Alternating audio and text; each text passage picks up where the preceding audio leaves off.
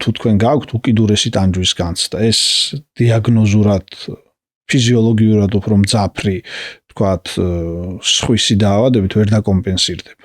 ანუ მთავარია თქვენ რას განიცდით და როგორ განიცდით, მე მახსოვს პირველი ინტერვიუ როცა მივეცი ამაზე. მაშინ თქვი, რომ აი ისეთი ტანჯვაა, რომ ნებისმიერ, თქვათ, ფიზიოლოგიურ დაავადებაზე გავცვლიდი მე. და ტყუილი არ მithkoms. ისევე როგორც იმ ფიზიოლოგიური დაავადების მქონე ადამიანი შეიძლება ანუ ონკოპაციენტი ან სხვა ტიპის პაციენტი, რომ მე გავცვლიდი პირიქით მენტალურს. ჩვენ ხო ჩვენი სამყაროდან უყურებთ დანარჩენს იმ განცდით, რაც გვაქვს. მაქვს ფაზები, როდესაც ცუდად ვარ.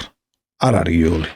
ეს ცუდად ყოფნა. მაგრამ უკვე ალბათ 3 წელზე მეტი გავიდა, რაც ის ყველაზე დიდი და მძიმე ფაზა გადავლახე. მე მგონია, რომ ადამიანის იმუნიტეტი, მენტალური იმუნიტეტი დიდწილად, რა თქმა უნდა, გამონაკლისები იქნებიან, აღარ გაძლევს საშუალებას, რომ იქ დაბრუნდე.